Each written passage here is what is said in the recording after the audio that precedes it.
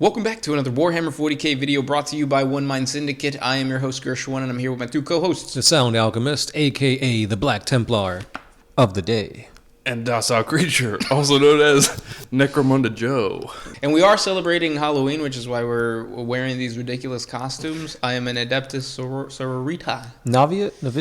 Novitiate, yep. Not a hospitaler? Right, there you go. Hospitaler. Today we're going to be talking about, is 40K scary enough? Since it is Halloween, and this is spook season, so do you guys feel that...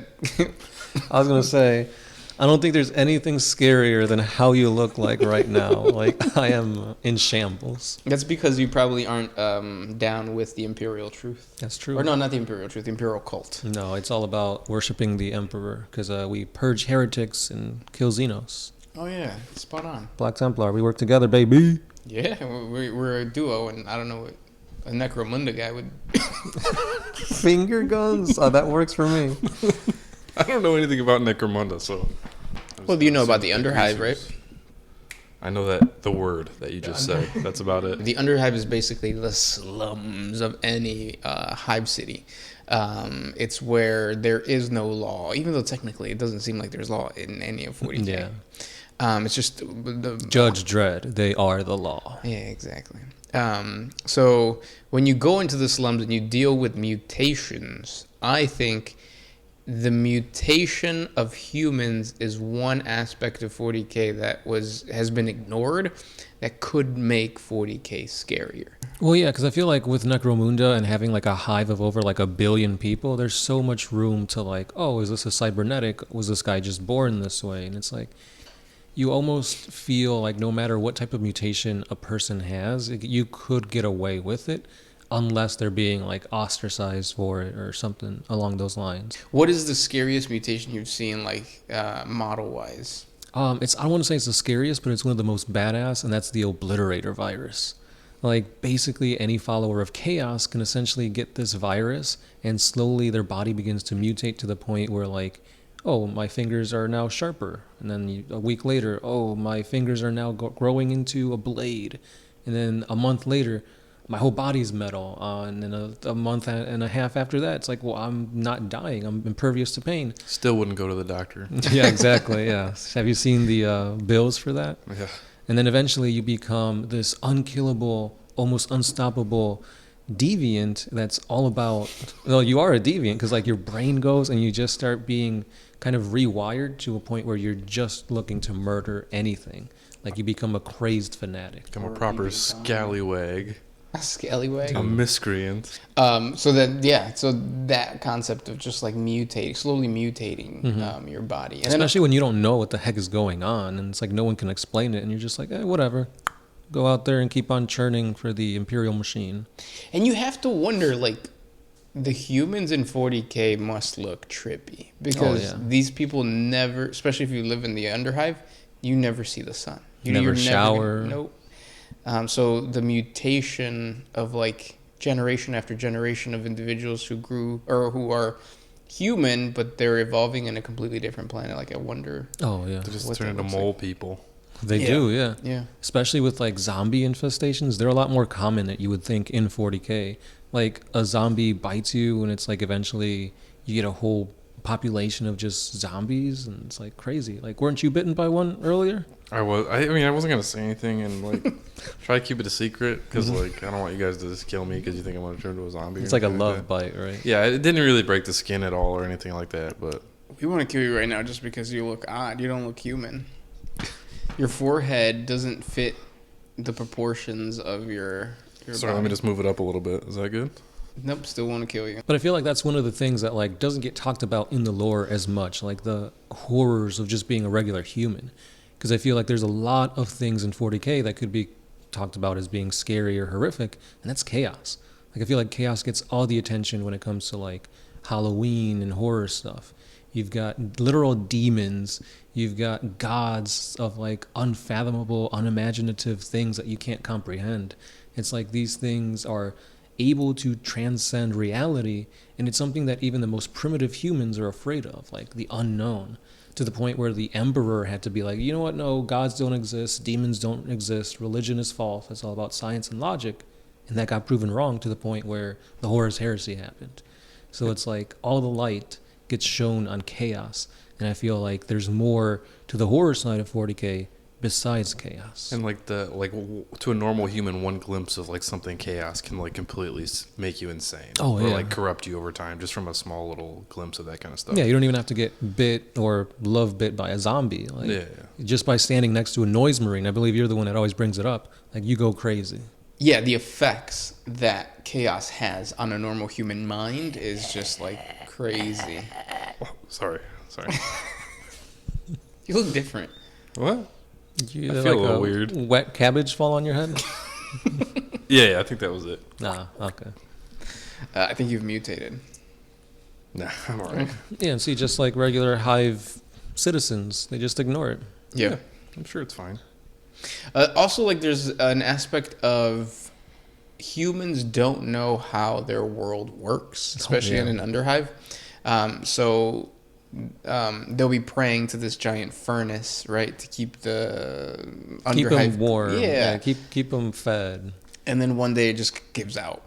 And I think that's one of the scariest things to, like, think about. Because, like, today they were doing work and they shut off my water. It just feels weird not to have that. The basic amenities. Yeah, and that's an aspect of 40K that I think would be cool to talk about. Of just, like, imagine just waking up one day and, like, you freeze to death. Waking up dead? No, you don't wake up dead. You can't wake up if you're dead. So then how does your brain, like, oh, they unplugged me when I'm mid-dream? Or does the dream just continue forever? Shit, I wonder what happens if you die while you're dreaming. I don't think you would. How do you know? You wake up and then you die. That's lame. Do you guys feel that, like, with scary stuff, it's once you define it and once you describe it, it's not as scary anymore? Oh, 100%. Because once I read, like, the Palace of Slaanesh and Tzeentch's Realm, I was like, yeah, this ain't that bad. Yeah. It's actually kind of nice. I read the Horus Heresy books, the first couple, and then some of the Word Bearers focused ones, and the demons seemed really scary in that. But like on the tabletop, when you have like 60 of them, and they're just like going, and you see what they look like, you know their stats, and you just throw them. It's like they just seem like a dude that like is a little scary looking. It takes away all the fear. It's like the Jaws effect or whatever. Once you show the shark, the absence of, or the whatever your imagination fills in is so much more than whatever the reality is. What aspect of the way that they described chaos made them scary?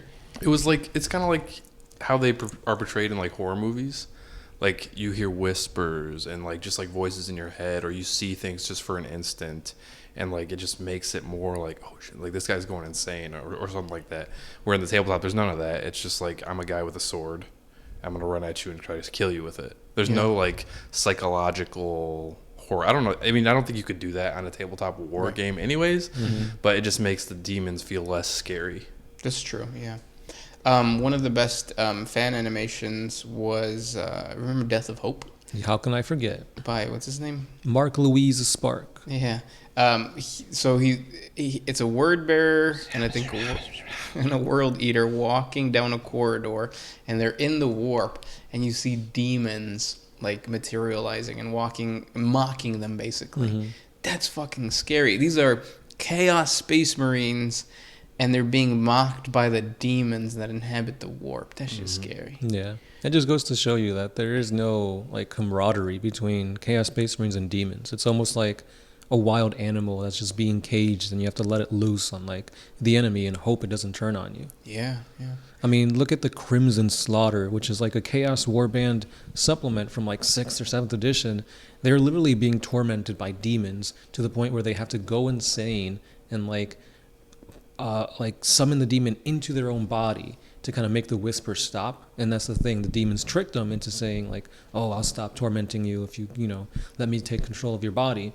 And then no, it just gets worse from there to the point where they're literally going insane, and the only way to make these demons kind of shut down for a little bit is to completely obliterate the enemy and bathe in their blood.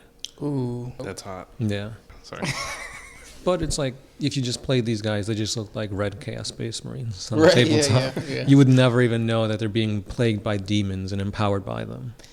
Before a game, do you guys ever remind yourself like what you're playing? Like when you play your Bear Claw men, do you ever think like these are my dudes and they're about to I think it's slaughter some orcs? It's easier for me for made up like chapters that I make up Homebrew. because it's all me. Like oh, this is this guy, blah blah blah blah blah. But like Ultramarines, it feels like there's so much lore behind that it's harder for me to like get into that mindset. But definitely I try to do that because I'm a nerd. So Yeah. Yeah, because we definitely have a player in the play group who's like just looks at his minis as stats. Yeah. Ways so I could roll the dice in my favor most of the time. Even though he's painting now, so I feel like he's probably going to be invested in his minis. hopefully, yeah. Yeah, until the Warg Force takes him over. Yeah. Yeah. But you were also mentioning the fact that like the Demon's Torment Chaos Space Marines in 40K, Dark Eldar are some of the scariest fucking things in. They're like the the slashers of 40K. Like you don't want to get anywhere near them because you're gonna have a real bad time for a real long time. They'll flay you, they'll fillet you, they'll wake and bake with you. I feel They'll that. sully you. Yeah, there you go. I feel like whenever I hear the lore of the Dark Eldar and like their raiding parties, for some reason I always think like an adult getting a circumcision. Yeah. No anesthetic. None. Yeah. Why would you do that? That's a good question. Yeah, why? Sometimes it's like for emergency purposes, but besides that. You have to, otherwise you got to amputate the limb if you don't treat the sickness. Yeah. And then they feed off that pain. Mm-hmm. So it's one of those things where like the Dark Eldar are just like, what would they do with these skin? Probably just chew on it like gum. Like bubble gum? Well, I'm gonna in my crusade force, I'm gonna kit bash a guy with a necklace full of foreskins, just like as trophies. Nice. Not Space Marines though, because they don't have have PPs it. apparently. What is the most sadistic and scary thing you've read that a Dark Eldar has done? And don't say turning people into furniture because I feel like that's like A meme? Yeah. And it's kind of like the orc thing of like that's not scary. It's funny. Yeah. I mean, what pops to mind immediately is what scares me is the fact that they can torture you in whatever horrible ways you can think of, and they will, and then kill you, and then as long as they have a piece of your body, they can bring you back to life and do it all over again. And it's just like it never ends, or it could never end. Do you Yeah. come Like back death as, is a sweet release. But do you come back as like your age or are you a baby?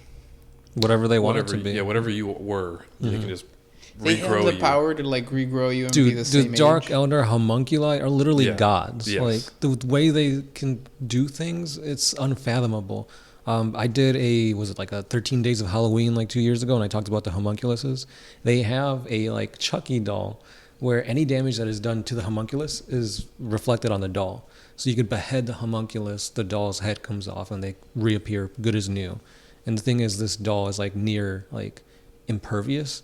So like you can try and like destroy the doll, but nothing will happen unless you hurt the homunculus to the point where the doll is like, like it's split into atoms. Like that's Yeah. crazy. It's crazy what they're capable of. They could put you into a like mirror dimension. They could. That's like Yeah. the story that I read is there was like feuding homunculi, and that's how they got rid of them, is not killing them. They just trapped them in a mirror dimension forever because Yeah. you can't really kill them, Yeah. or like driving them insane or something like that. You got to work around it because as long as they have something, they can bring you back. Right. And that's true for anybody in Drukhari society. Right. Like archons and stuff, they pay to have those services of the homunculi so that they can't die. Yeah, it's literally crazy what these guys can do, and I feel like they're one of the best things about the Dark Eldar that nobody talks about. Easily, yeah, they're amazing. And they can't get rid of Slanesh. I don't know if they're trying. Yeah, they're just kind of like doing their own thing. It's like, yeah, Slanesh is like, you've seen the meme where it's the dude that's in the car and like the girl's like yelling at him outside the car and he's just like staring off into space. That's like Slanesh and like the Dark Honestly, Eldar. yeah. Like they team up with Emperor's Children regularly, and like other Chaos war bands, like as mercenaries. Right. They feed off pain, and Slanesh kind of helps in that. Yeah, Yeah. Oh wow, that's fucking sadistic. that's why I love them. I feel like this is another one of those topics that we can just keep going on and on because, like, yes, there are a lot of scary elements of 40K, especially within the lore, not including the prices. Am I right? Okay. Yeah. But yeah, let us know in the comment section below what the scariest part of 40K is, and if you say Demon Kulaba, shame on you. We all know it's scary. Tell us something obscure. Yes. Thank you guys so much for listening. And as always, it's been the Sound Alchemist here with Gersh1. I think that means a docile creature, and we are. Always